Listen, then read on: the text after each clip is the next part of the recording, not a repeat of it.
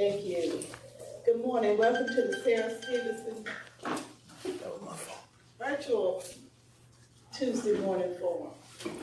I want you to know that we do have a virtual audience. So just keep in mind for our presenters today that we have a larger number of people who are watching today. I'm Mary Johnson. I'm the facilitator along with Ms. Laura McClady, Carlenia Ivory Canty, Jackie Walton Edwards, Nathalie Mikael Raff, who is our timekeeper. Winston Robinson, Steve Johnston, and Miss Sharitha Sherrill. We always begin with a prayer. Jackie is going to give us our morning prayer.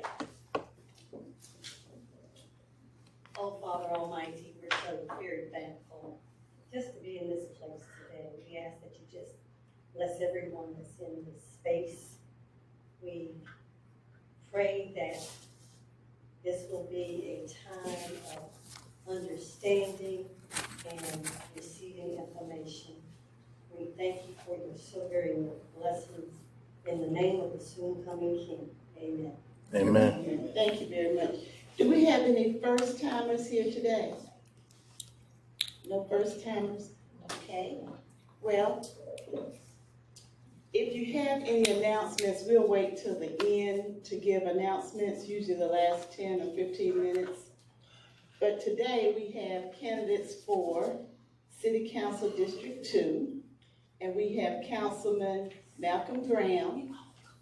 You can raise your hand, we know you. Okay. And then we have Mr. Gary Young, who's also running for District 2 City Council. So what I'm going to do, I'm going to give each of you a few minutes to give your opening statement, and then following that, we'll have questions from the audience. We also have questions that come in by text message and email. So when those come in, we will also ask those questions. But I'm sure that we have lots of questions. So let's begin with Councilman Graham. Will you give your opening statement? Let me stop for a minute. When you ask a question, you have 30 seconds to ask your questions, and then you all will answer, and Nathalie will she'll hold up the sign that says 30 seconds, and then time. Okay, thank you. Councilman. Good morning, everybody. My name is Malcolm Graham. I'm a member of the Charlotte City Council. Testing. Okay. Good morning, everybody. My name is Malcolm Graham. I'm a member of the Charlotte City Council, and it's indeed an honor as well as a privilege for me to be here at the Tuesday Morning Breakfast Club to present my credentials for re-election to the Charlotte City Council.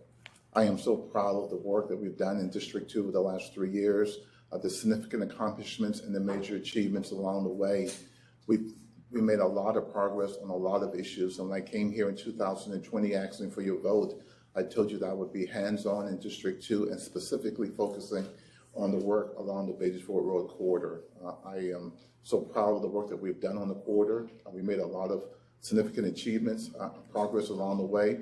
There's more work yet to be done, and that's why I'm here today, asking for your support to send me back to work to continue to do the major initiatives along the corridor related to crime and public safety, economic development, supporting small businesses, working with neighborhood leaders and the business community along the corridor, as well as to provide the type of leadership necessary to turn district issues into city priorities and provide the leadership for Charlotte. I serve as chairman of the city's Economic Development Committee, past chairman of the city's Affordable Housing Committee, chairman of the Redistricting Committee. And so I say all that to say that not only am I providing the leadership for District 2, but I'm providing the leadership for the entire city of Charlotte. I look forward to having an engaging conversation with you this morning. So let's see. There we are now.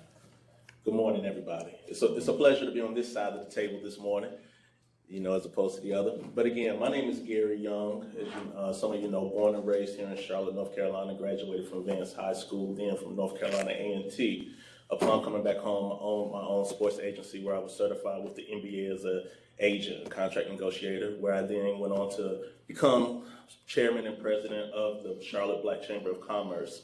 Prior to that, serving as director of economic development.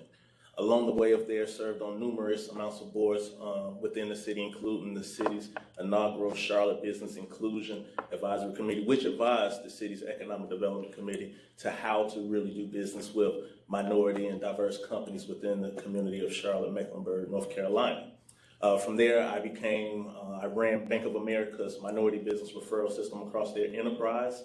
So now I'm a supply diversity manager, to where I'm being paid for my passion, which is to assist, again, diverse businesses to garner corporate opportunity. And so the segue, why are we here? Why am I running for District 2 here in Charlotte, North Carolina? Well, again, being a native of this city, I have a certain innate care and feel for it. And being in that community on the west side on a regular basis, I understand it's a tad bit inadequate when we look at the rest of the city. Yes, we need leadership across the city, but districts like District 2 needs leadership that is intensely into the community, dealing with folks from all ages, from our kids to our seniors, having resources for them and not just asking them to just find the resources and tell them about them, but going to them, ensuring that these resources are deployed into our community. We have an asinine amount of resources downtown when we look at the corporate responsibilities and the corporate opportunities here in Charlotte, but I don't believe that all of those are prevalent. So in that opportunity, in my ability, having served on the Charlotte Chamber of Commerce Board of Directors, the Charlotte Regional Business Alliance, utilizing these opportunities to bring business, community, and government to work on one accord so that we can have a sufficient ecosystem of growth for everyone within our communities. I understand, looking at District 2, having been born and raised on that side with my godparents staying on Senior Drive, this side of town has looked the same for years. We've had recent developments, i.e. right there in Batesville and LaSalle, but it's not without hardships as well behind the scenes. And so understanding those hardships, understanding how we break those barriers for more development and more opportunity for all is I'm running. Economic development will occur, but ensuring that that development reflects the community for which it is coming is important, rather than redeveloping and washing out those who have been there, which, as we know, we've seen across the city of Charlotte for some time, particularly on the west side of Charlotte. So being the steward and the advocate for a district that needs it and really putting it first, as well as growing that out to the city rather than the other way around, doing everything around the city and bringing that into the community. So again, my name is Gary Young, and I ask for your vote and your support. And thank you for letting me be here today. Thank you. Okay, thank you, both of you. Do we have any questions? I just have one. Okay. Robert, and then, okay. Let me go ahead with Robert, Jackie. Robert, I'm sorry, Ron. Again, thanks for both of y'all being here. My question is, over the past couple of years, the city worked and passed the 2040 plan, which of course led to the UDO, the development ordinance. Since then, when we're talking affordable housing, every single piece of affordable housing that comes up seems to be contentious. Seems to be like, are we gonna move on with it? People are mad about it getting built, or mad about the number of units being created. With y'all coming back to city council and getting on city council, are y'all going to support the UDO, or are y'all going to call for changes to the UDO? So we're trying to figure out clarity on what's going to happen with affordable housing over the next few years. Well, since Mr. Graham really pushed and wanted that UDO to come through, I'll allow him to respond to you first, and then we'll go from there. No, I supported the UDO. The UDO was a 2-year public planning process where we engaged the citizens throughout the city of Charlotte to change the planning document for the city. We've been using the same planning document for over 40 years. So the 2040 vision plan gave the city the opportunity to how do we want to grow moving forward as a community in terms of our planning and our growth. 110 folks every day move to the city of Charlotte, every day a week, all looking for jobs, all looking for affordable housing, all looking for appropriate public transportation. The UDO is the rules that guides our vision for the 2040 plan. And so, yes, I did support the UDO as well as the entire city council in terms of a 6-5 vote. We move forward with it. There are measures in place embedded in the UDO, which talks specifically about preserving the rights, the affordability through our NEST Commission, which studies how we can make sure that people on Beatty-Ford Road, Freedom and Wilkerson, I-85 and Sugar Creek, North Tryon and Graham Street are part of the change and not victims of it. Certainly, I support affordable housing. I served as chairman of the city's Affordable Housing Committee, also served as chairman of the city's COVID-19 task force, where we distributed over $19 million during COVID-19, where citizens were experiencing the inability to pay the rent, to pay their mortgage, to pay the utilities. And so that's under my chairmanship, leading that task force, we distributed over $19 million to citizens that need it, as well as provided intervention in court proceedings for those who needed it. So again, the UDO is our 2040 plan is our framing document. The UDO is the rules and the regulations that we abide by. And then lastly, we got measures in place, working with our Affordable Housing Committee on council to ensure that vulnerable neighborhoods are protected. And that NEST Commission, chaired by former council member Hollow, will be bringing recommendations back to the city council to ensure that, again, people are part of the change and not victims of it, and we provide housing for all. I guess, wait, no, one thing I did ask and nobody answered. Can I jump? Go. We don't go back and forth, but Gary, your question was asked to. Both of us. Oh, okay. Yeah, let's ask them both. Let me answer it this way. Yes, I would support making some changes to the UDO. Reason being, as Councilman Graham just alluded to, 110 people are moving to Charlotte every day. So who's going to suffer when folks are displaced for those folks to have residence? When we look at the UDO as it is right now, as Councilman Graham is very aware, not to say that he's supported it, but he's aware, Friendship Missionary Baptist Church recently sold some property right there behind AF and BF. That developer wants to change the zoning to industrial.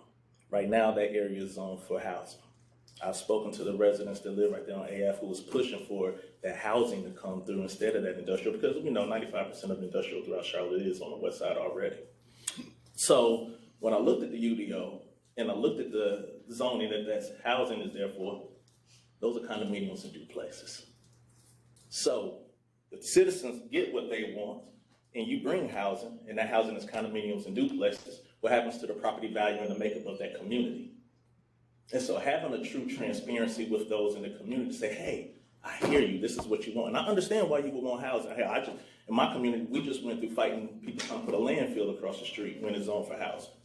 So I understand that, but being transparent, helping them understand the nuances of what you're asking for. Yeah, we could put housing, but what's gonna happen if those duplexes and condos come right there? So understanding that issue, and when we look at the industrial as being intentional, using that business acumen, those business relationships with these corporations to say, who can we properly attract if it is a business where we can work with that company to come into the communities around that area that is District 2, and being intentional about working with those citizens in that community to fill those voids rather than those jobs being filled by those 110 people moving to Charlotte. And so having those relationships that I have, having that acumen, and again, as I alluded to earlier, when community, government, and business works on one accord, we have a sufficient ecosystem of growth for everybody. And then when we can show that something like this, where we can work with these companies, works within District 2, now we can be intentional about doing the same thing across the city as a whole. So yes, I will support making changes. Okay,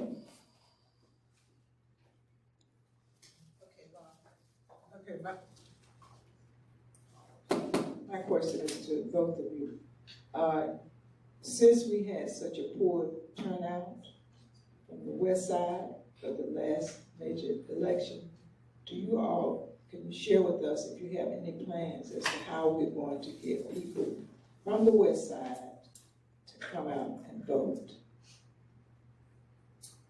Yeah, I'll share my campaign plan with you. This past weekend, we started running video ads on all the gospel stations, Saturday and Sunday, encouraging everyone to early vote on the 24th, reminding them that they have to bring their ID this year to present when they vote. Those ads started running on Saturday and Sunday of this week. This past weekend, we canvassed neighborhoods, knocking on doors the old-fashioned way, making sure people know that there's election coming.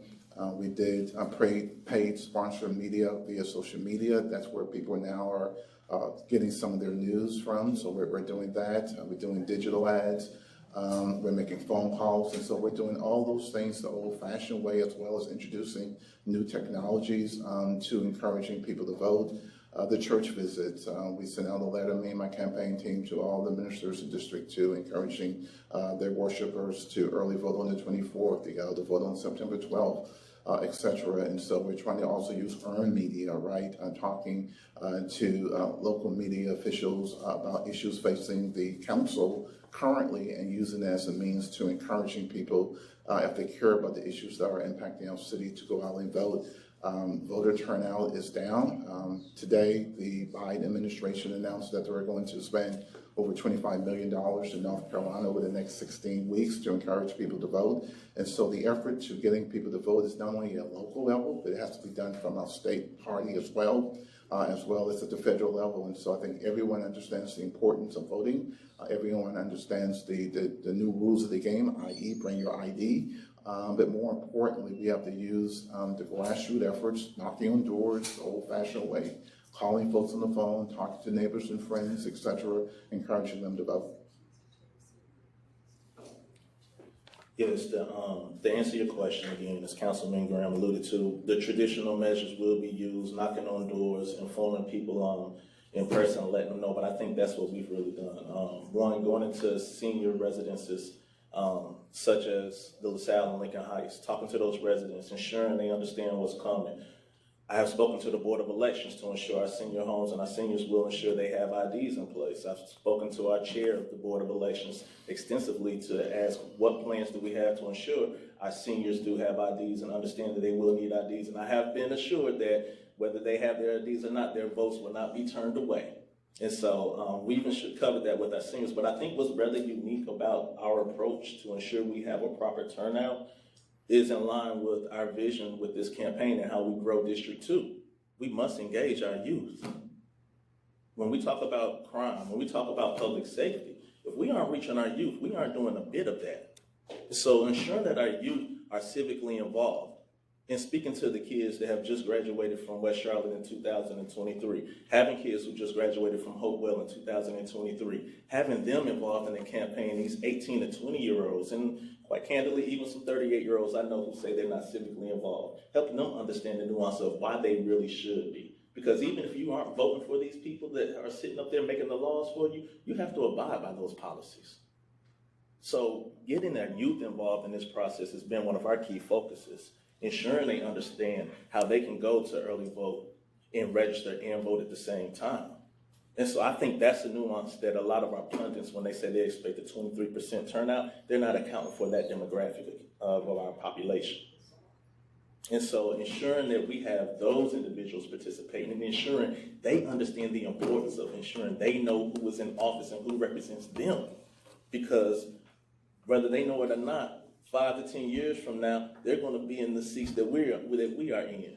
And we need to ensure they understand what's being asked of them. We need to ensure that they're even engaged in the first place, because I don't think I need to explain to y'all how much of our youth are being lost in society today. So connecting with our youth and ensuring our seniors are adequately prepared are two of the ways that we are ensuring that we get a little bit more of a turnout in the West Side this year. Yes, ma'am. Okay, thank you.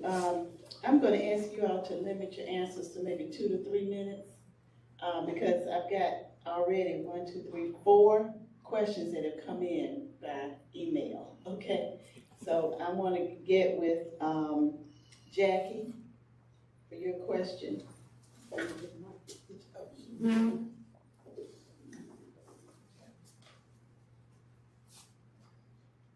Both of you, good morning. Good Thank morning. you for being here.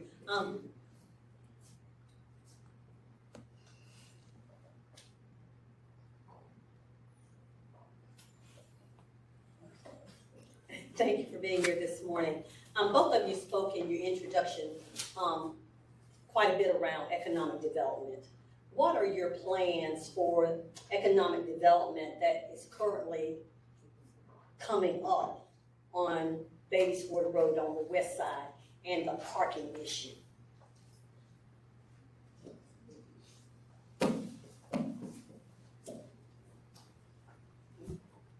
You want me to jump to first on this one? I got you. You done the last two.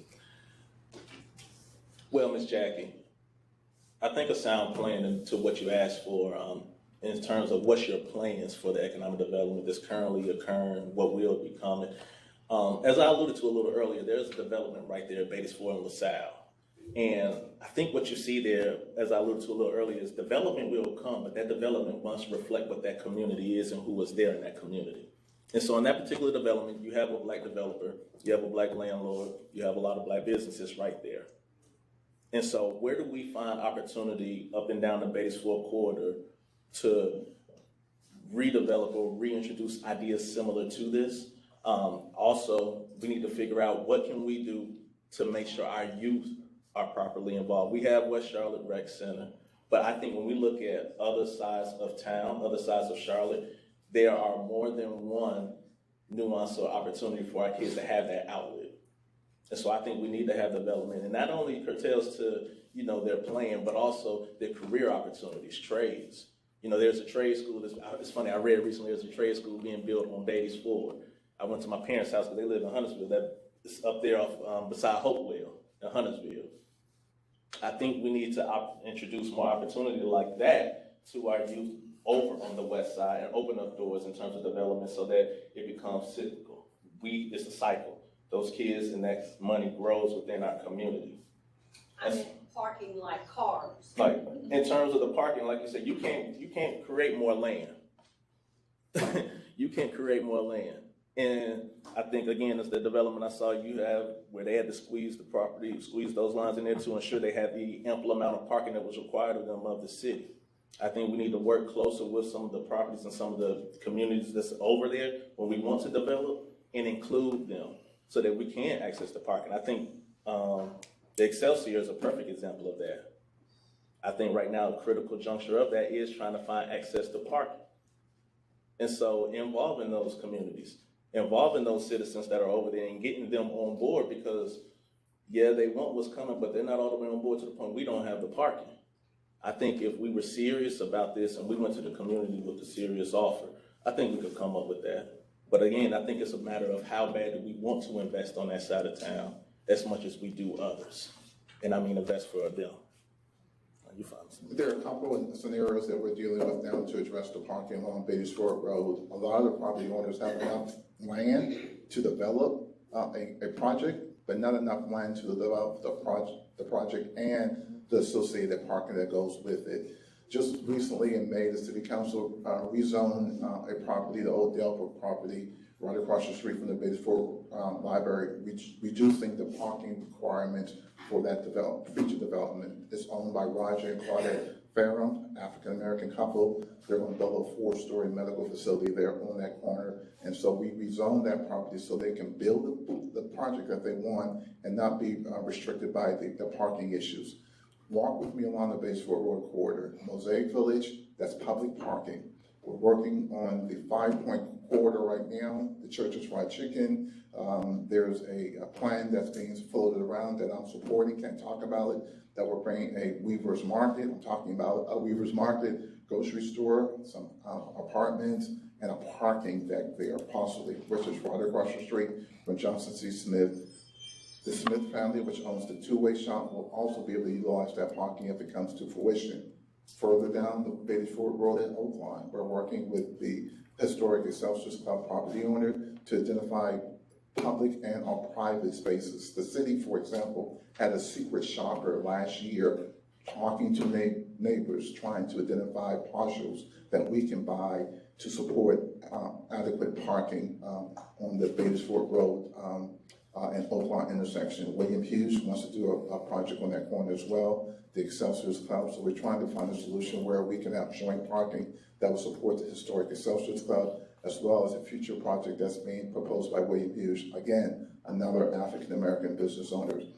Lastly, the city approved $4.8 million last year to extend the preliminary engineering and design for the streetcar. It will go from French Street all the way to Rosa Park. A part of that is to, again, design the streetcar to move further, but also public parking, right, on the other side of the Sunset area coming towards Batesford Road, so you can park your car, jump on the streetcar, and then come up to Uptown Charlotte. And so the issue for Batesford Road certainly is identifying parking options. I've been working for the last year with the Business Association, as well as major stakeholders along the corridor, as well as doing rezoning to address the parking issues. Lastly, Smith itself is looking at some parking options as well. Thank you. Okay, Laura? Oh, thank you. This is a question for both of you. When I moved here 5 years ago, I moved into Uptown. And while today I am very happy to hear you address the city council and candidates are really interested in developing areas that have historically been underserved by development and by city leaders. That's important. I'm not suggesting that Uptown can be the only priority, but what I've noticed in the short time that I've lived in Charlotte is that Uptown, once a very attractive, parks were useful, they were open, they were clean. They're not. You need to get to your question. I'm not sure if you know you only have 30 seconds. Thank you. My question is, what are the plans for reviving Uptown so that it is a place that's attractive to neighbors, to visitors, but also where there are services for the dramatic increase in the number of homeless whom you describe as a real concern? They are also our residents. Okay. Very good question. I serve, and Uptown is a part of District 2 for sure. I serve as a member of the Charlotte City Board of Directors as well. Last year we had a comprehensive plan, public, private, as well as governmental, to address the homeless issues in Uptown. We were able to relocate and provide services to the tent city that occupied Uptown about 1.5 years ago. So we were able to really work with resources and social service agencies to address the immediate need to give people safe, clean, and affordable housing that they need. There's a strategic plan that's already been in place, passed by that steering committee that I just talked about, the city, the county, Center City Partners, as well as the corporate entities Uptown, working with the 3rd and 4th Wards Neighborhood Association to address panhandling, to address the racing. There's state legislation that we supported that's now passed that higher penalties for those who come uptown and do drag racing and the burnouts. Focusing with Mecklenburg County to address providing resources for those who need it in our community in terms of resources and services related to homelessness. And on the 28th, the mayor is going to, I think she did it yesterday, we're going to revisit ordinance relating to public intoxication, public urination, those type of, and that's a double-edged sword, right? Because we don't want to penalize and hurt people for being poor, homeless, mentally, in some cases, unstable. But at the same time, we want to improve the quality of life for the citizens that live and work and call Uptown home. Uptown is vibrant. Uptown is growing. Just like all areas of town, Uptown still has its fair share of crime and safety concerns that we're all addressing. As you said, revamp Uptown. I think the crux of that is truly public safety. It's number one. When people feel safe to live, to do business, you see that beauty of which you spoke.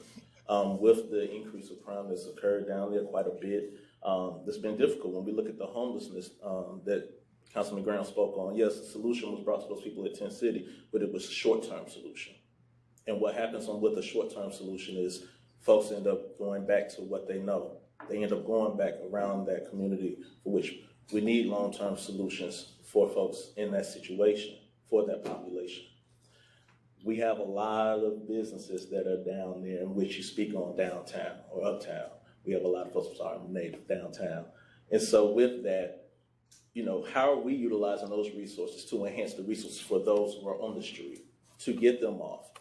One, through a workforce development program to make sure people have adequate jobs. But then two, in speaking to our district attorney, I understand that it's not always just a simple matter of job opportunity, but we know sometimes it's a mental issue that folks in those streets have. And so we need to have the resources, when I speak on that, to meet them halfway so that they have the mental resources and capacity. We have options for them to go to. We're not just putting the onus on our nonprofits. We're not just putting the onus on some of the hospitals. Again, it's a universal collective where we're working together to bring long-term solutions. And in terms when we're bringing people off the streets, we're getting them that cover. Again, it enhances public safety. From a hospitality and tourism standpoint, it brings us more opportunity for events like what we just had a few weeks ago downtown. And so, again, to answer your question, I think number one thing is enhancing that public safety by creating that opportunity on twofolds for folks down there. And all our citizens that's down there that's homeless, they're not all old. There are younger folks that's down there too. And so, again, we have to not just pick at the leaf of the issue, but we need to get to the root of the problem. And when we dig a little deeper and we create those solutions, I think that's when we start to get back to what you're saying. Because the uptown hasn't changed. We've only had more development down there. No. But the folks down there, like you said, that sector of the community, they are ostracized. They are left out. And we need long-term solutions rather than short-term. Okay, Carlenia and then Ken.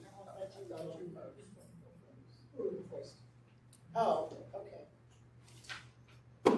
Actually, I have 4 questions that have come in online.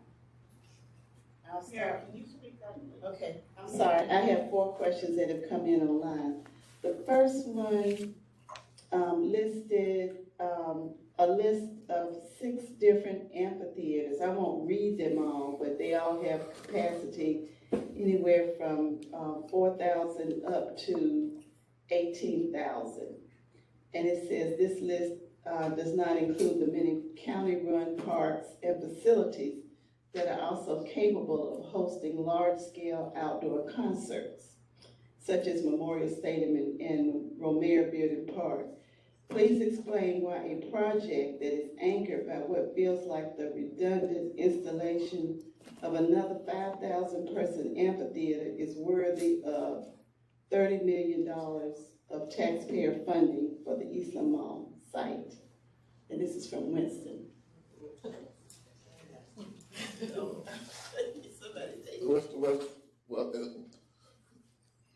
Did you get that? I'm trying to get the question out, other than why should we invest $30 million at Eastland? And there's amphitheaters. I can. So here's the thing. Charlotte has well over 1 million folks in the area. In the city of Charlotte, you tackle in the MSA, it's well over 1.5 million folks that live in the area. They all live and come to Charlotte. So Charlotte is a regional destination. We can have a facility in South Charlotte. We can have a facility at the River District. We got this facility in North Charlotte. So the capacity of having multiple facilities throughout the region, throughout the city, is not uncommon for a city our size. We're not Mayberry anymore. We can go to a major event in South Park, and there could be another major event happening on the opposite side of town. Now let's talk about Eastland, right? That's what the question is, right? The city council made 2 decisions. One, we decided in June that we would allocate $30 million to fill a 29-acre hole that was left when Temper Sports and Entertainment vacated the site. The site is in conjunction with Cross and Southeast, building affordable housing, building senior housing, building a 5-acre Mecklenburg County Park, building 18,000 square feet of retail space. Plus, the original concept was the Charlotte FC training facility. When they left, it left a 29-acre hole. In June of this year, because by request of the residents, we allocated by resolution $30 million to support an Eastland proposal, whatever proposal it is. The council has to make that decision. The council has not made that decision as of yet. It's before the council on the 28th. And so what the council and the committee did was kept our word that we will invest and we'll be a major stakeholder in the Eastland project. The first proposal for Eastland was received in December of last year. We had a public hall We received 2 more proposals in February. Those 2 proposals did not meet the grade, and we said, go back, sharpen your pencil, and bring it back to us. And by the way, it's open for anybody else who wants to submit a proposal, nationally, regionally, or locally. We got our last proposal in May. Then we got our late proposal 2 days before the ED committee meeting in June. And so let's talk about the elephant in the room. We're going to make a major investment in Eastland. We're going to do a project that makes sense. The council's going to make the decision. Malcolm's not going to make the decision. I'm going to cast my vote appropriately. But the major decision that the council has already made is to invest $30 million in the Eastland Mall site to ensure that we complete the project that we started. You want to respond to that? Yeah. Sure. Now, if I recall correctly, why are we building another indoor, they say facility with, okay, I got you. Honestly, I think the answers to why is, we see what Charlotte is really becoming. We see what Charlotte is. Charlotte is one of the most economically segregated cities in America. Let's not kid ourselves. And when we bring things to communities that are adverse to what communities want, we're only deepening that divide. Now, we got to keep certain elements in mind. What's going to generate economic development, what's good for the community, et cetera, et cetera. But the bottom line is whatever comes to Eastland needs to be for that community and of that community and utilized by that community. Whether it's what he's mentioning or the other plan, we need to ensure there's a plan that's for the people and by the people. And if we don't have that, then it's a moot point as to what's government. I think my counterpart mentioned recently about this. The community has been too involved in the decision-making process. And so I say to that, it's only a plan of what the 2040 plan is, creating a new Charlotte. A Charlotte that differs from those who have been in these communities for 20 to 50 plus years. And when you do things that's against the community's wishes, you're only deepening that divide once again. Okay, we have Carlinia and then Ken, and then I'll ask, and then Blanche, you're next after that. Then I'll ask another question from them. I have to think of another question, because basically that was intertwined with what I was thinking, so let them two go, and then I'll go. Okay, thank you. Ken? And then Kristen. This is so interesting. I'm going to invite each of you to do a podcast that's going to probably be a couple hours long, because this forum is not going to afford the kind of answers to questions I have. I bet. Eastland Mall has been a jerk off because there was an opportunity for Mexicans to have developed Eastland Mall years ago, and the council said, quote, "We don't want an ethnic mall." And that came with the support of the black members on council, saying that they didn't want an ethnic mall. My question to you is in regards to that parking issue. I have observed that there are restaurants and other venues opening up all over the city that do not have adequate parking in their plans that will accommodate clientele. People have to walk blocks to get to them. Why are we jerking around the developer of the Excelsior Club when we could make some concessions on his demands or his requirements for parking, or make concessions in those requirements? This, to me, is totally unacceptable. And when you do your, Okay, Ken. okay. Well, again, we've been working with him, Ken. First of all, I wasn't on council when that whole Eastern thing you talked about. I only got back in on 2019, so I'm not sure what you're talking about there. But in reference to the parking and the Excelsior stuff, we've been working really, really hard with them, trying to identify a parking solution. One, we don't want to go and push parking into the neighborhood behind it, right?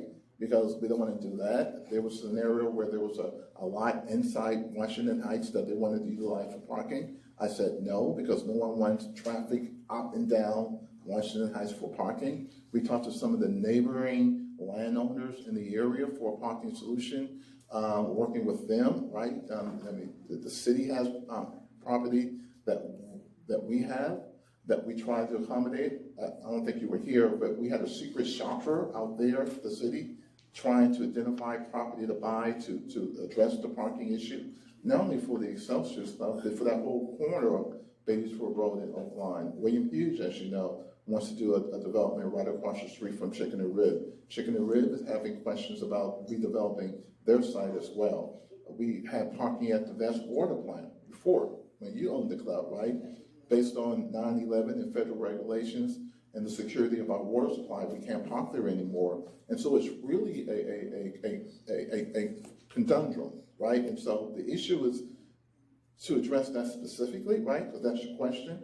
But addressing the parking issues up and down Batesford Road, everyone is having the same problem. There's enough land that they own to do a development, not enough land to do the development and the accessory parking. Last June, May, I think it was, again, we rezoned the historic Delbrook site that's owned by Roger and Claudette to reduce the parking restrictions so they can build their facility as well as have the parking. Going back to Excelsior, we've been talking with them again about taking a look at what they're doing, whether or not they can redesign it, rescale it, reshape it to address the parking issues. But we're working feverishly with the developer, trying to not only solve his issue, but also the issues for William Hughes and others on that corridor who are all experiencing the same type of parking pain. It's real, and it's why, when Anthony Lindsay and others rezoned that property, it was really a major first step to addressing all the parking issues up and down Batesford Road.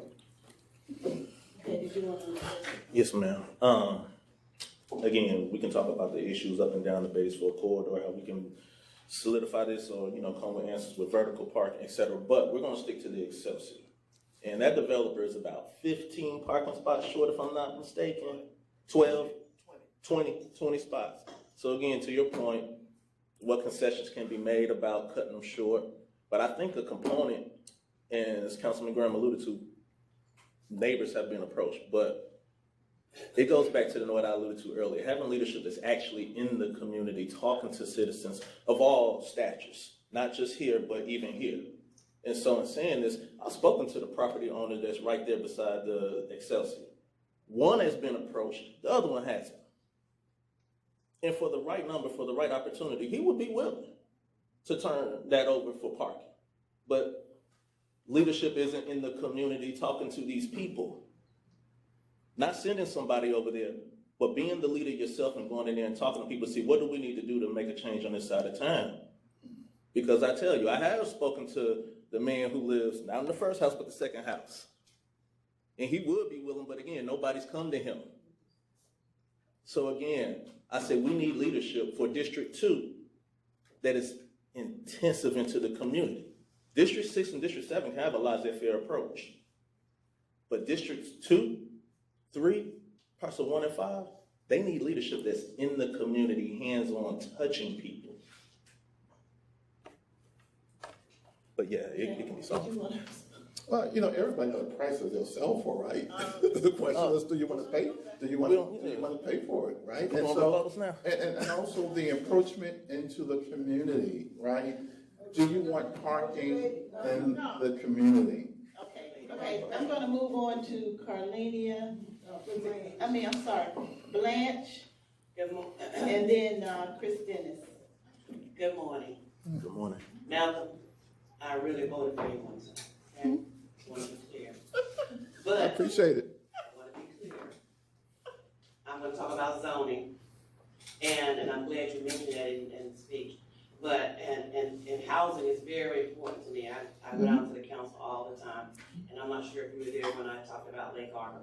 But the thing is, I want to know from both of you, because it is so important to us about housing, is that I'm tired of these developers. The mayor came in and said about the AMI, BBB, TT, whatever. None of us make 60 and 80, that kind of money. We don't make it.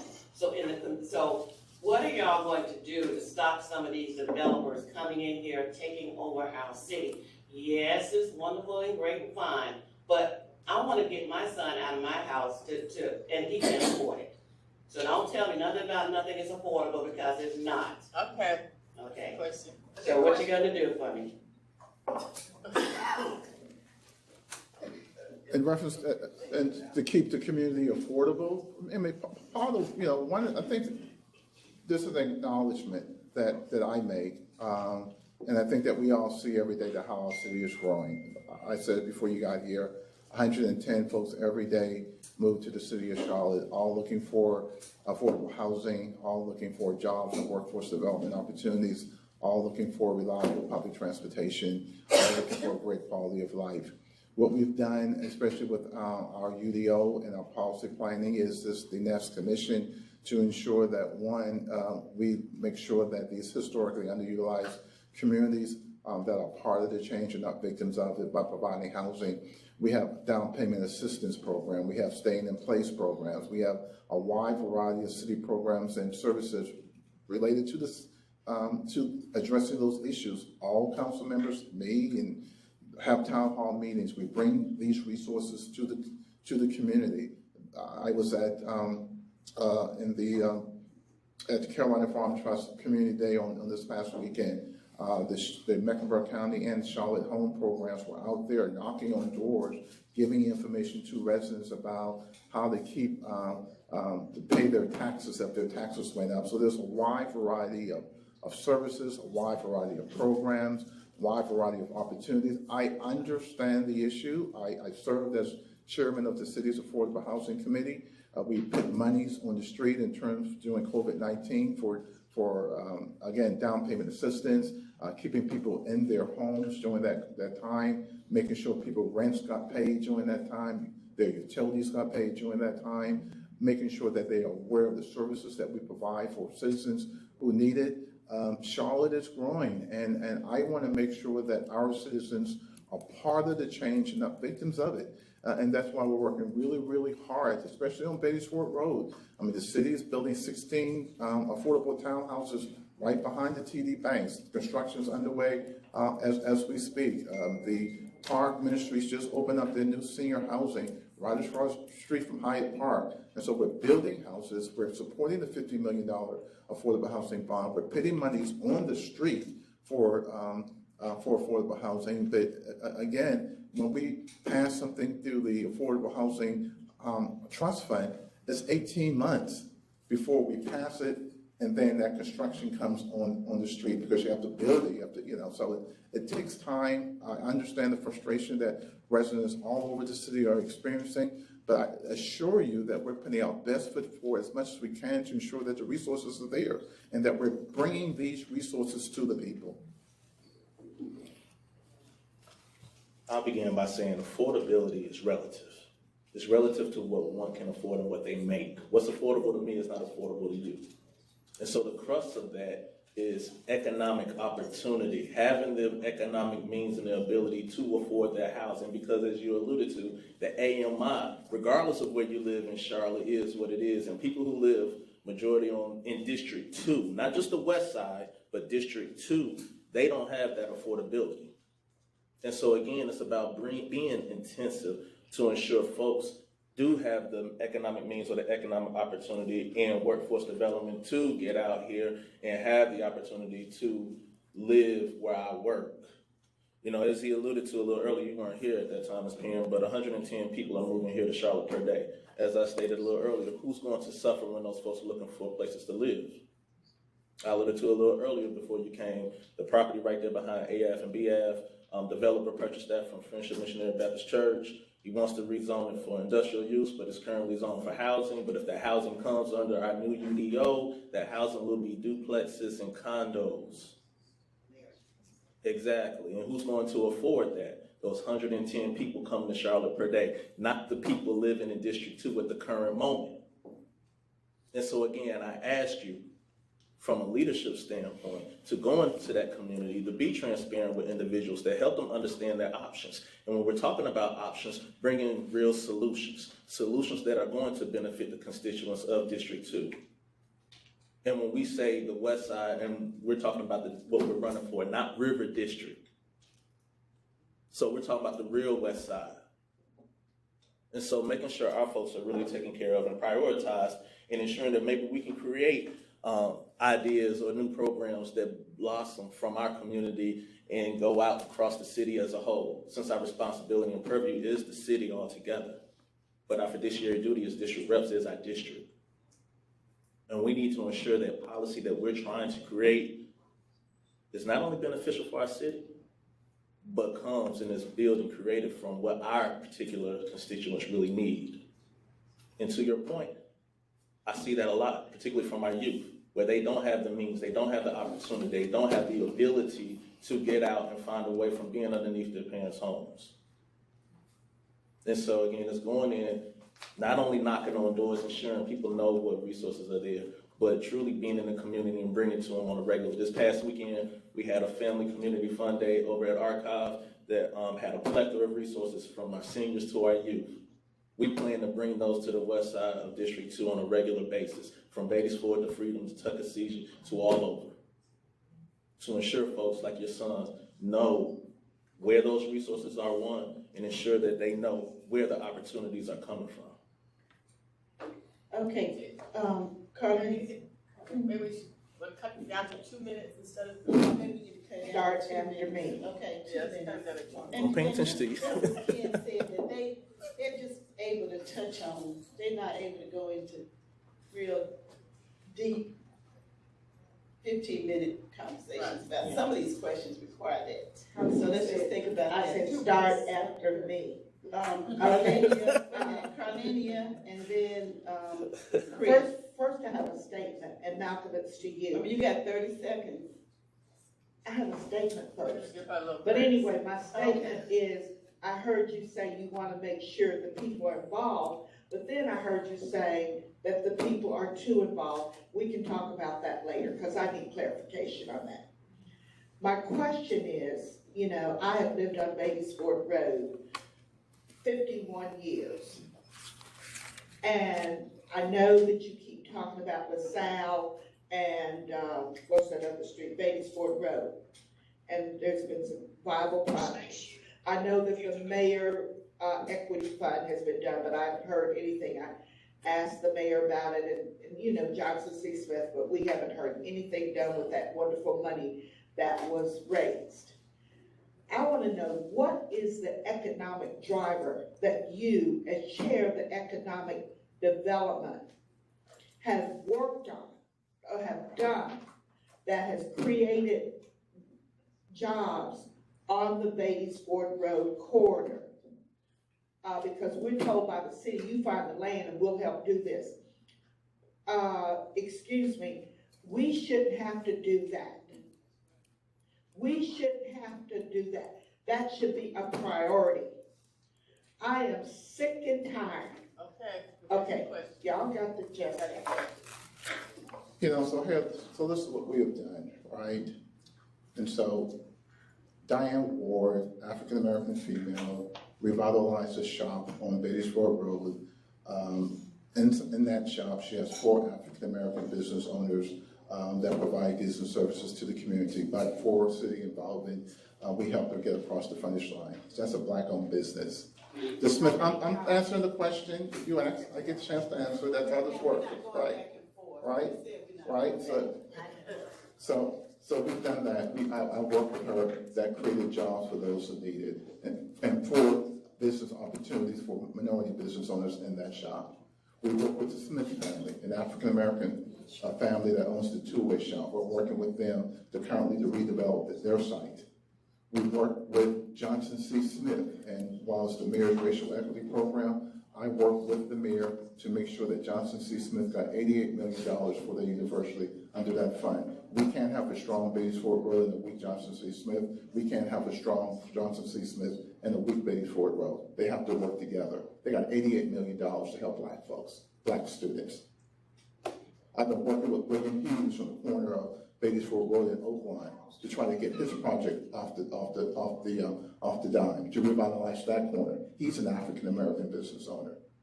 Chris Dennis is here. I work with Chris on both sides of the street to bring Chase and TD Banks, giving him resources that he needed to get across the finish line to redevelop that corner. I work with Black Man. I work with Roger and Claudette Farron, a Black couple that's redeveloping the Delbrook site. Got their rezoning, getting ready to build a 4-story building. Black contractor working with them. My career has been helping Black folks. Okay, Hold on, I got a response. No, you're perfectly fine. I'll tell you this, Ms. Carlini, my godparents, James and Alberta Sanders, have lived on Senior Drive since from the day I was born to after I went to North Carolina A&T. The vast majority of the west side up and down Beatties Ford looks the same. The businesses have changed, the infrastructure has not.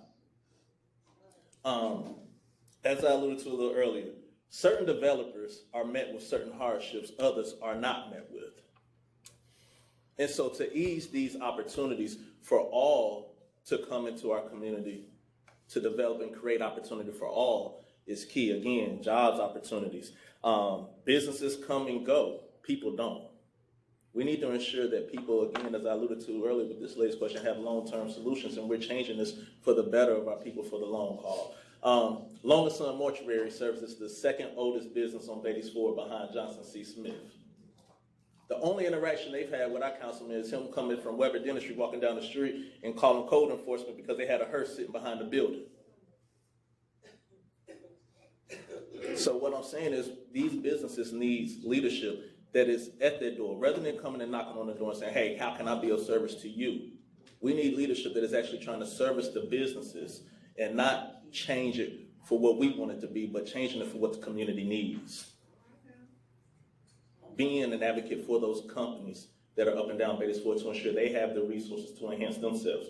The Beyond Open grant, ensuring they understand the nuances and the difficulties of applying for this. And if you didn't get it before, what do I need to do to get it next? Having that kind of connectivity with your businesses and the companies up and down that corridor. And not just Beatties Ford, across District 2 as a whole. okay, thank you. Chris? And then, I think you stole my question, and I think you did on that question. My question is centered around around the similar topic of, we talk about sustainability and. I don't think you're. Can you hear me? Yes. I speak loud enough. So, Ms. Irene, I think your question was right on the spot on. When we talk about sustainability and also upmobility, how are we changing it? Because all I've heard about District 2 is marginalized. Never about sustaining and growing, or being able to create the mobility we need. When we talk about that we need the corridor, what are some of the past projects that we've done that have been successful in doing that, and what are we putting capital-wise dollars for that going forward, without going too deep into it? I just rattled off 5 or 6, right?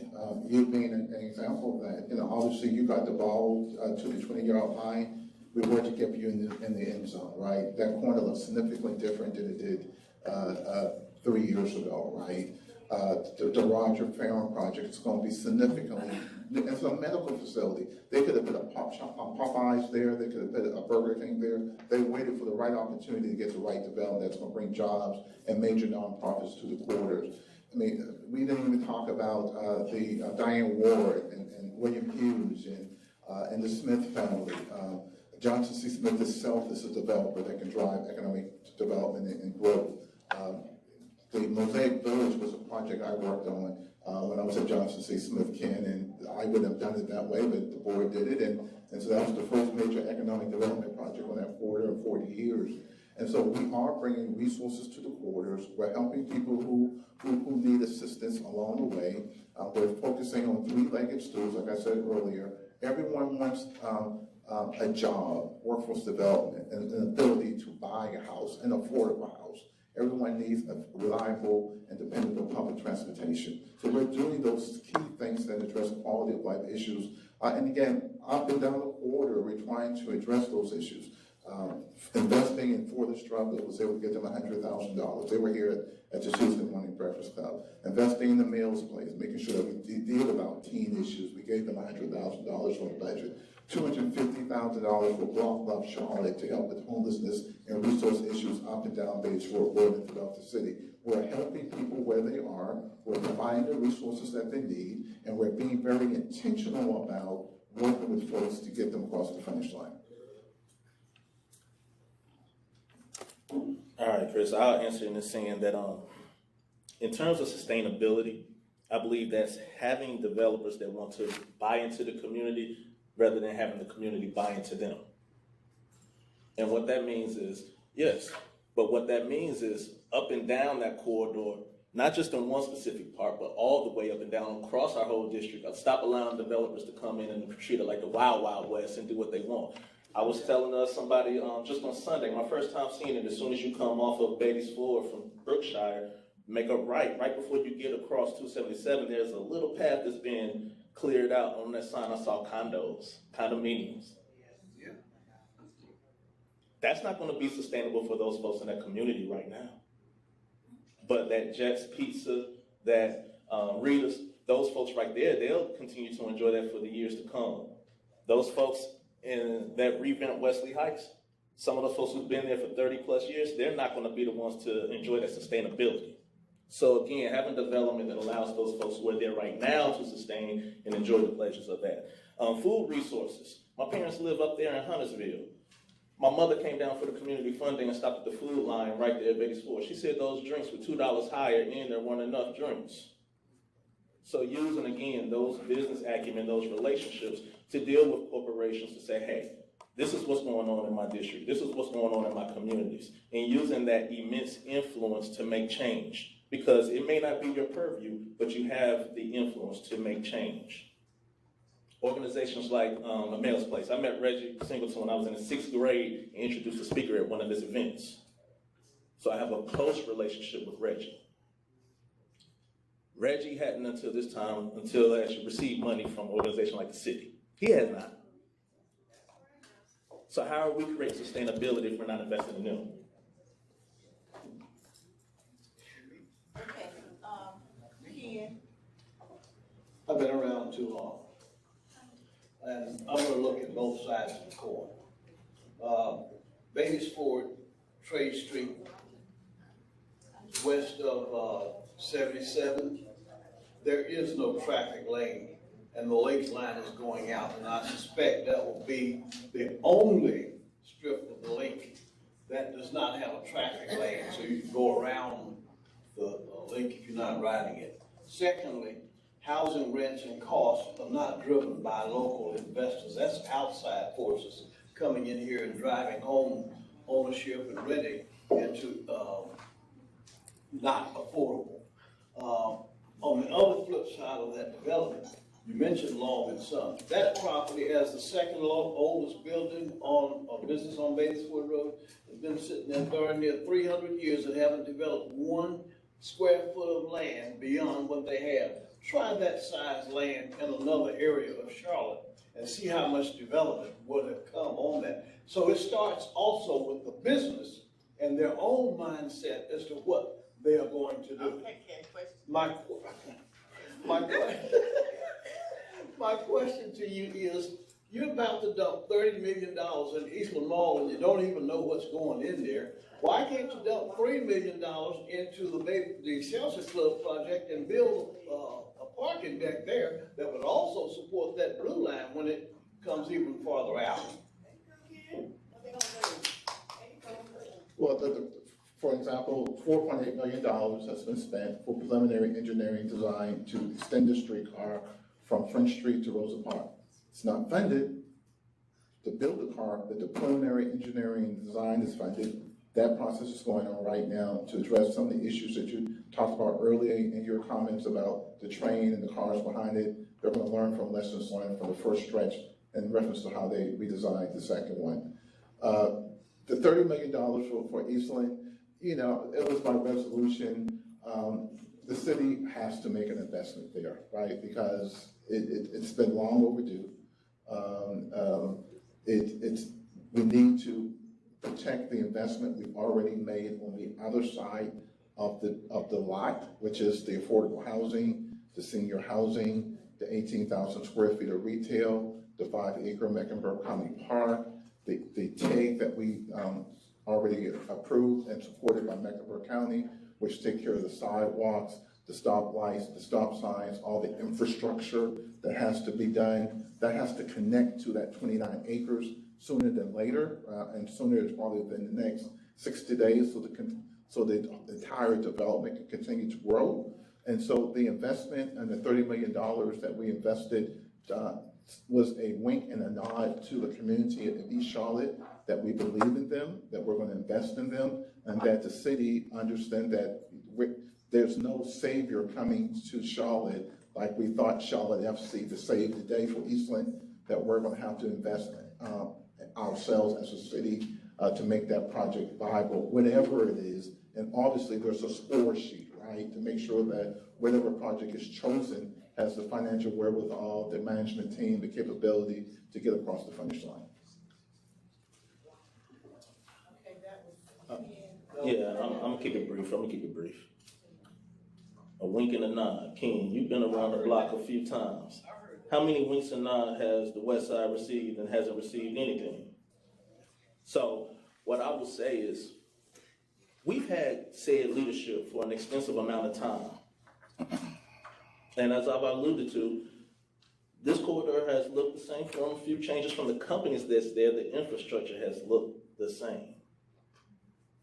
We need to have leadership that actually wants to create that change, and again, bring that change into the rest of the citizens that are there now.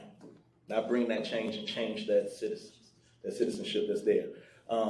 You know, again, it's about being intensive. The developments up and down there. Where that American Deli is, I had a cousin who wanted to purchase that a few years ago and bring a shaved ice business. He ended up going to Park Road because the people who ran that wanted to hold out for a commercial development, i.e. American Deli. And then when he went to Park Road, it was so successful that some of the businesses around him started complaining. So when he tried to renew next year, they told him they weren't going to allow him to come in because of complaints from the other businesses. And so again, it may not be your purview, but using your influence to bring change in a way that is needed and necessary. So as I stated, we've had said leadership for some time, and we see what we have gotten. And so to bring these things that you alluded to, this infrastructure change, like you alluded to, there's only one lane to go right there by Johnson C. Smith to get around that trolley. We need to be considerate of people the way that we've been considerate of others around Charlotte.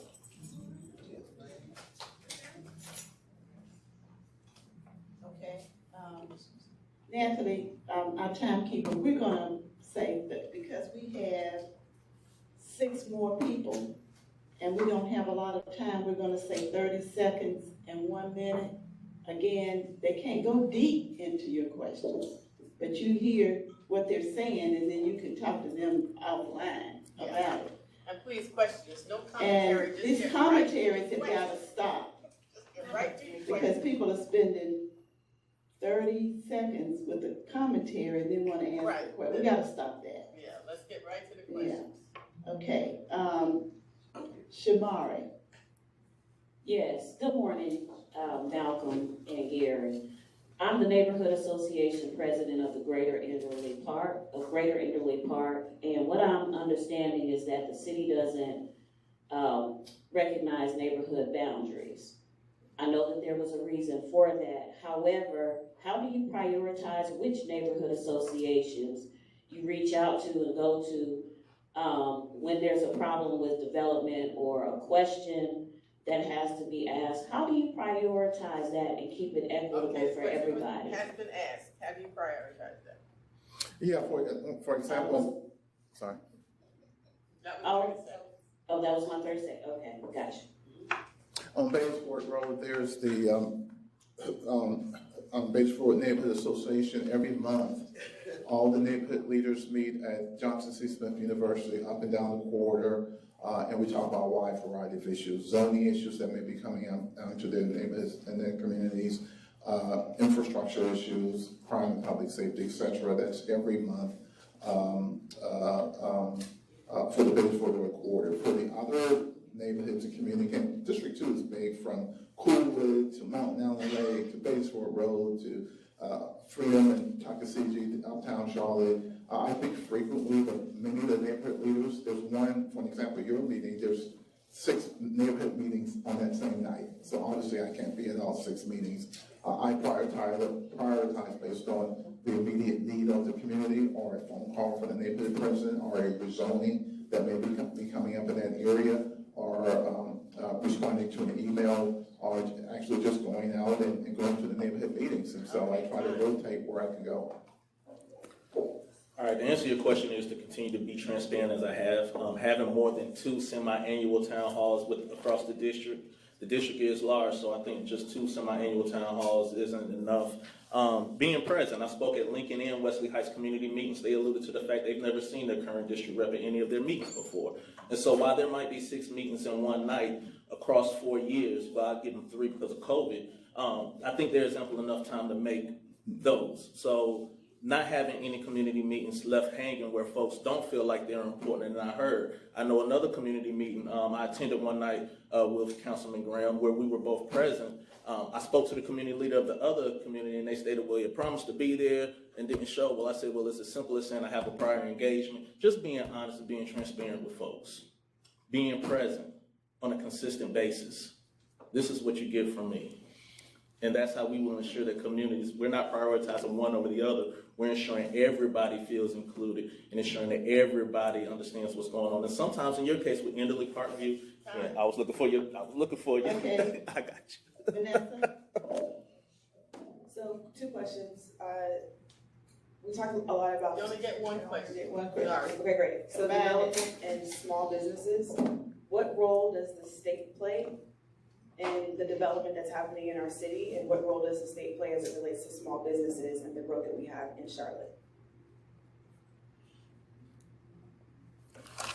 As it relates to development, not much at all. Again, all the development regulations, UDO, 2040 Vision Plan, et cetera, are under the jurisdiction of the city of Charlotte. And so those are the guidelines that developers, neighborhood leaders, refer to and know.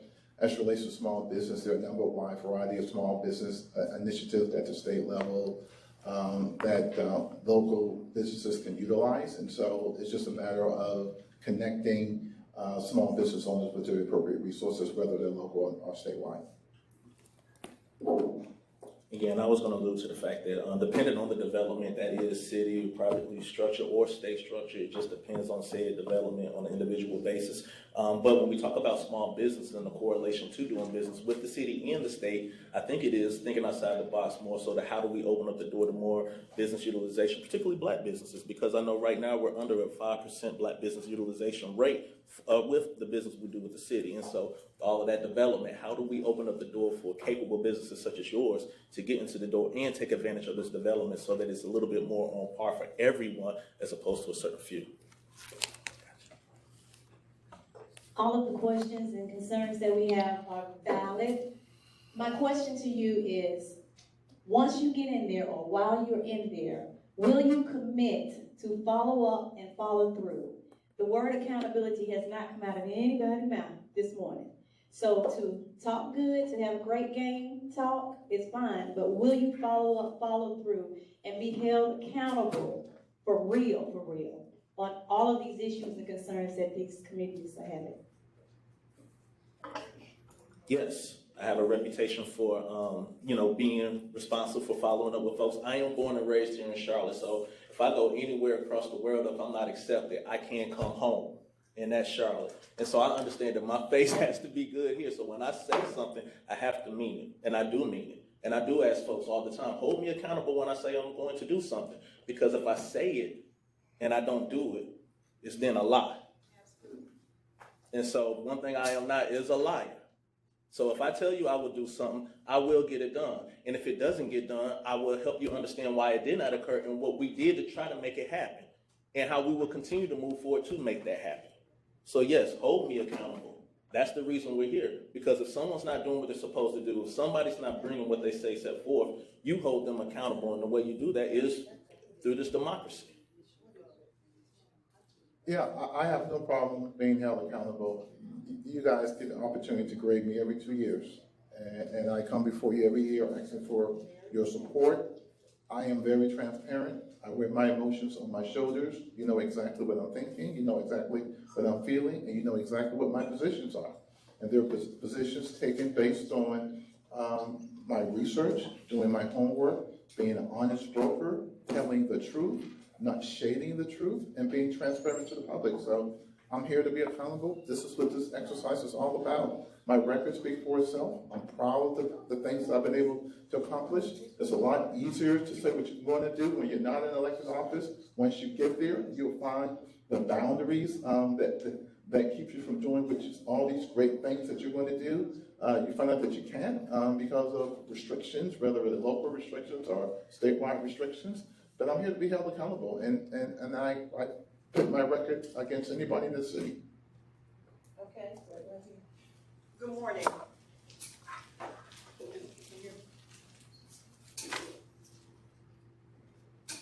Good morning. If you look at a new term, it's called climate gentrification. Lahaina, Maui, New Orleans, 2019 rural communities in North Carolina. What are your thoughts on this to protect Charlotte in a macro sense and the District 2 in a micro sense, looking at putting wire underground, protecting Black families from not having investors come in and want to steal their properties, climate gentrification?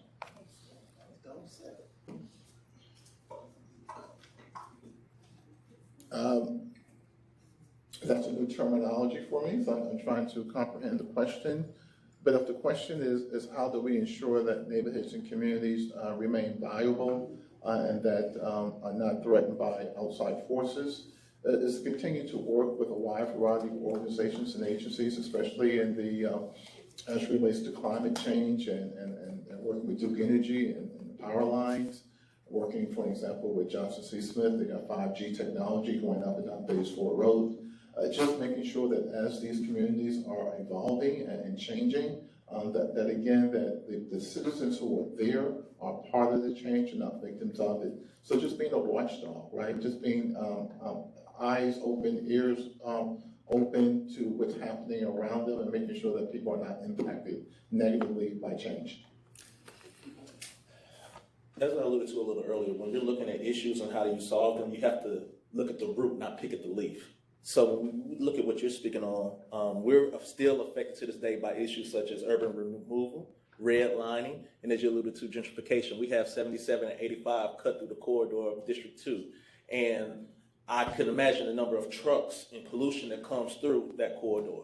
So being intensive in our communities and having devices and green initiatives like the air quality devices down by Friendship Missionary Baptist Church, or even further down by the park.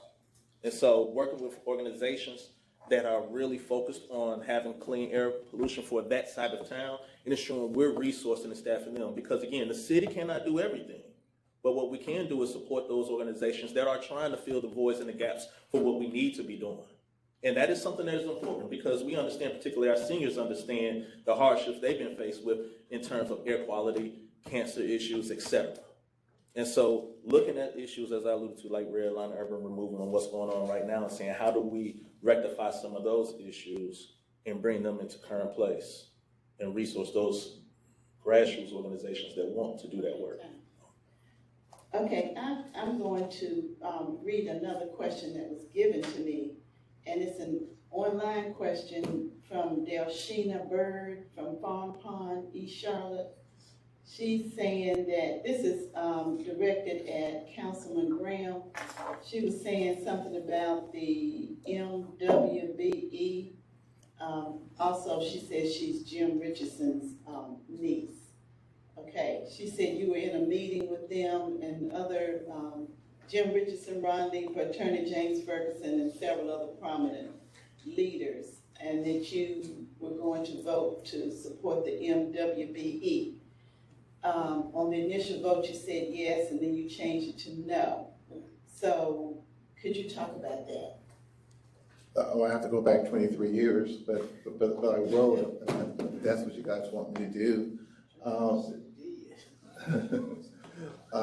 My background, I served as the executive director for the Carolinas Minority Supply Development Council for 10 years, helping minority-owned firms.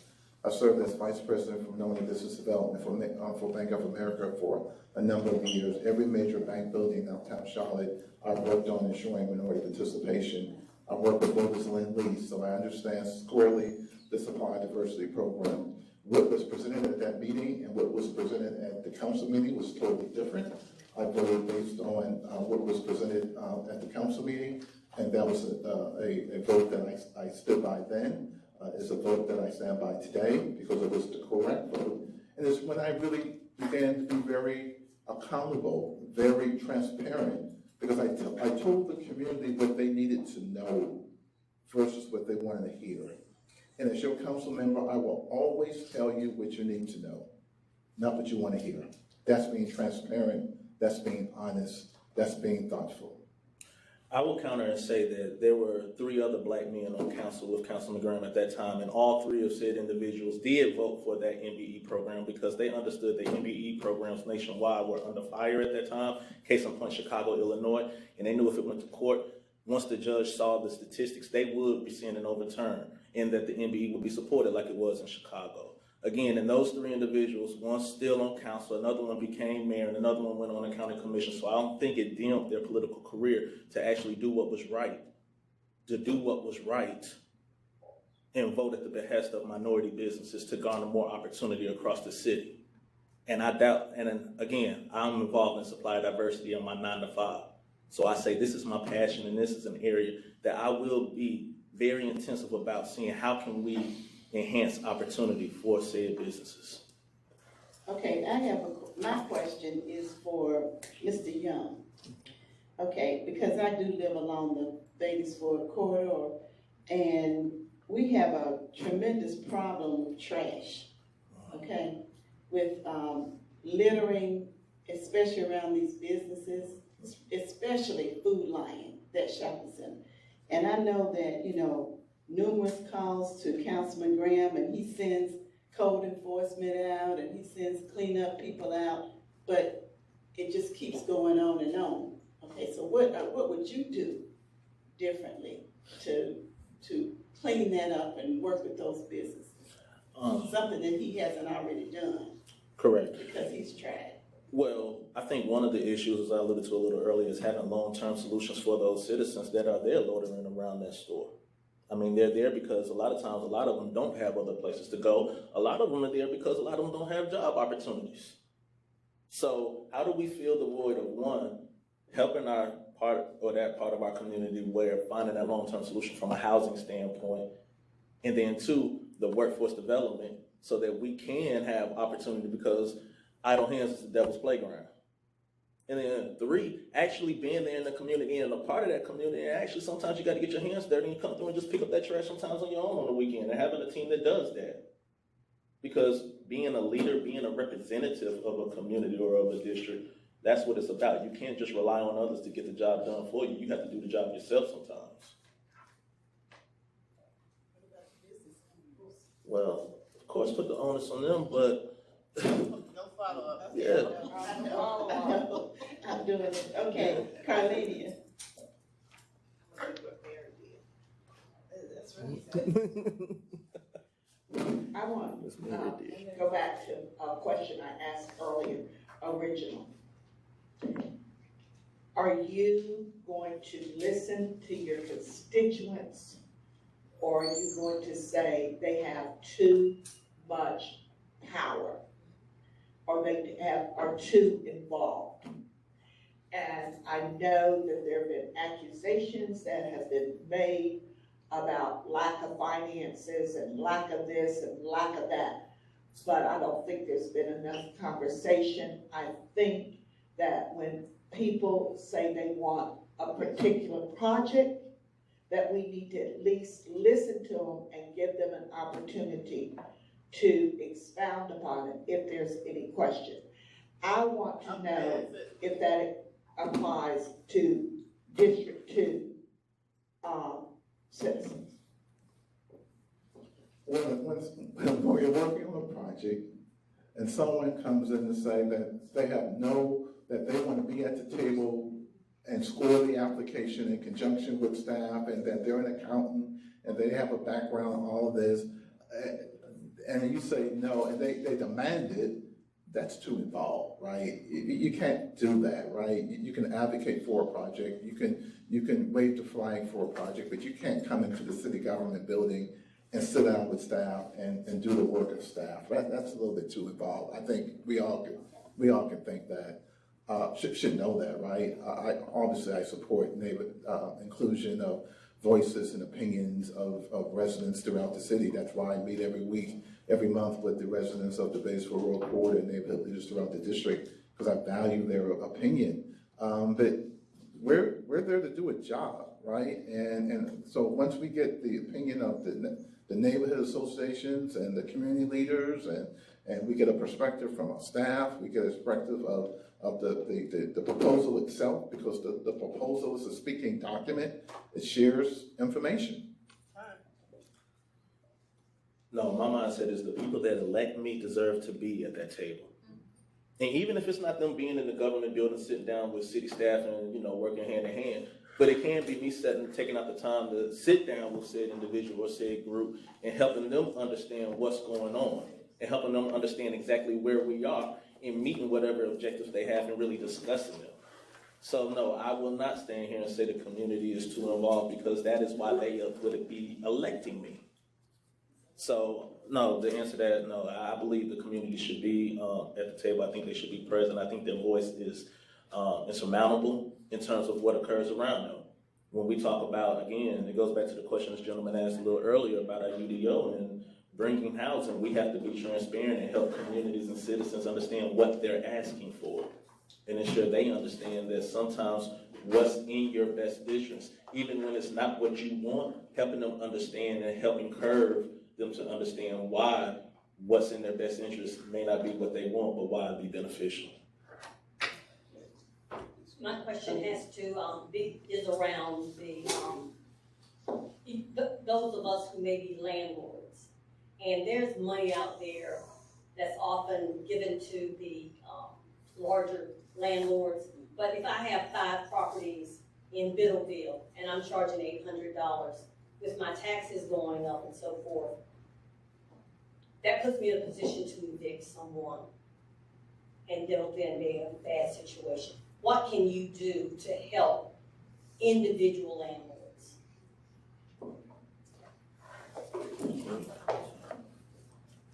Anybody want to take that? I'll take a stab at that. I would say it's creating policy. I mean, even when we talk about home ownership protection, which is one of my platforms, and around that realm, I always say, working with our state legislator, figuring out a way to freeze property taxes at a certain percentage from 20 to 30, folks who's getting that 30 to 40, another 40 to 50, and then 50 plus a full percentage, and then bringing those taxes back on. So when we talk about landlords, again, we know the detriment is that whoever is renting when you have to do what you have to do.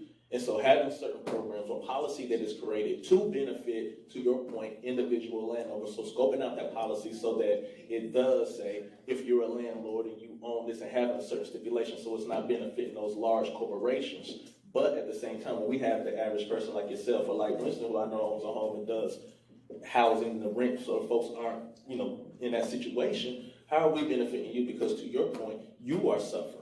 And so even if we create that policy where we're able to freeze taxes at a certain percentage for the property owners who've been in their homes at a certain amount, how long have you owned a home, and looking at the family of which you're allowing to stay there? Yeah, that's a great question, Jackie, and obviously there might be a policy solution that we can find to address issues relating to small landlords versus the big companies, totally different things. I'm willing to explore that and try to find a possible solution to see if we can help. Thank you. Okay, that was the last question. We're gonna open this up for announcements, but let's give our presenters. Thank them. I know this is gonna be, you all are on the fast track now. We got another one tonight, and it just goes on and on. We do have announcements. Robert has one, I have one. If anybody else has one, just raise your hand. I will try to make this really quick. Robert Dobbins, political director at Action NC. So we know that early voting starts on Thursday. We want everybody to early vote as much as possible for 2 reasons. One, we've got the brand new voter ID laws going into effect, so we want to make sure that nobody gets disenfranchised. And second, this primary in Charlotte is the main deal when it comes to city council. You in your seat pretty much in the prime area, and after that, it's over. But a few things to remember when you go this first time to vote under these new laws. One, even though we fought it for 10 years, it passed, can't go back and fix that, but we can mitigate the damages. The first thing for people to remember is if you're 65 and older, you do not have to have a matching ID. All you have to have is a ID. So if you had an ID, a driver's license, any picture ID, that ID is your ID forever. So as long as you were 65 when that ID was made, it doesn't have to match your current address. It can be expired. You're grandfathered in. Just go and vote. Don't be worried. If you're under 65, then your ID cannot be expired by more than a year. So if your ID is expired for a year or under, that ID is fine. Your ID does not have to match your current address. It's used for your identification and not your proof of voting. If you are a veteran or you have a tribal ID, those can be expired forever. Also, if you have any type of social service document with your picture, those can be expired forever. So again, even though we did not like the fact that it's passed, please do not let that be your excuse for not going. Second, the two things that we're more concerned with than even the photo ID piece is same-day voter registration and absentee voting. If you're doing same-day voter registration, this is your first time registering in that address, or you're changing your address, not only do you have to have a picture ID that doesn't have to match your address, but you need one piece of help and to vote at documents that does show that address. So that means showing up with a picture ID and showing up with a piece of documentation, phone bill, light bill, that has your address on it for the particular precinct that you're in to vote, or it does not count. The Board of Elections will also, for your first time, send out your card. You just don't register and it counts. You register, and the Board of Elections will be sending out before the election day the card. If that card goes back, it doesn't count. So make sure to look after you register to see if that card comes in the mail, or when you vote, your vote won't count. That's important. The last piece to remember, because I know we still have people that do absentee voting, there used to be a 3-day grace period after election day for your card to come in, so if the mail was late getting it to the Board of Elections, if it didn't get there by election day, if it came within 3 days, your vote counted. This time, the laws wouldn't change. If your absentee ballot does not get to the Board of Elections by 7:30 on election day, your vote will not count. So if you are going to do absentee ballot, make sure that you include your picture ID. Make sure you get that card in. We know what the conservatives did with the UPS a few years ago, where they removed sorting machines and things from the postal service, which makes it harder for them to get things places on time. So my thing would be, send in for your absentee ballot now. When you get it, hand deliver it to the Board of Elections, or make sure that you do everything you can to ensure that it gets there by election day. If you're looking for information, 2 places you can find all of this information would be the State Board of Elections website, and the other place you can find it is Democracy NC's site, democracync.org. And thank y'all for listening, and please don't let this stop anybody from voting. Well, we missed it. Okay, thank you so much. That was really, really important information. You can also get an ID at the Board of Elections. If you bring some ID, like proof of your residence, you can get a picture ID there free. Okay.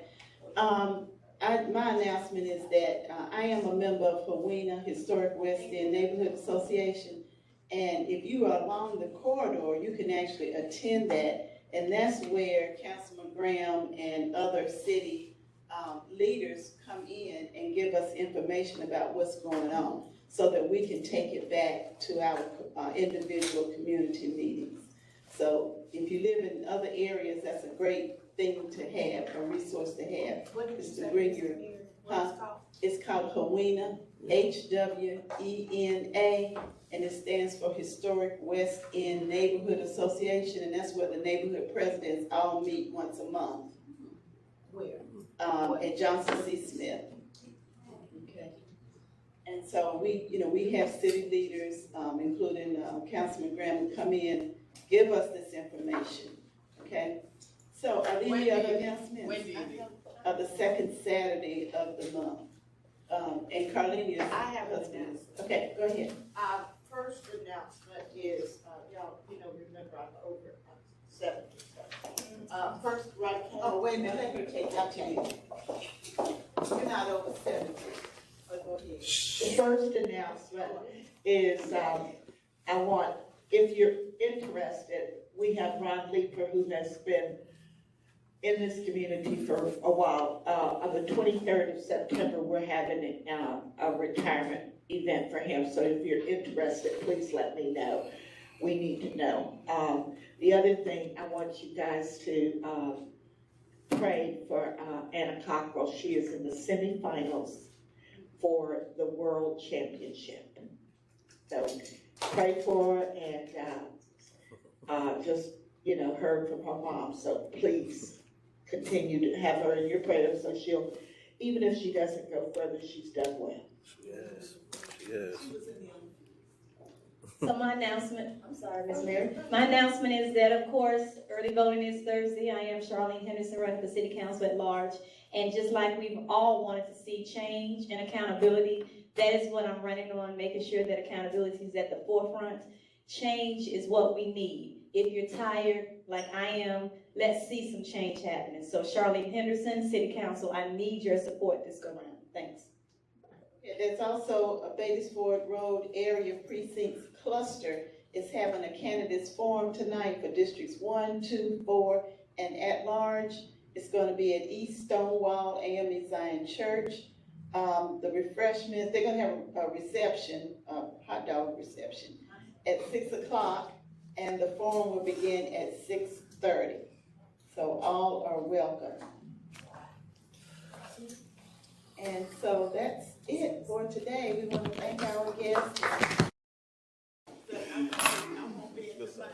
Anthony Fox in that circle.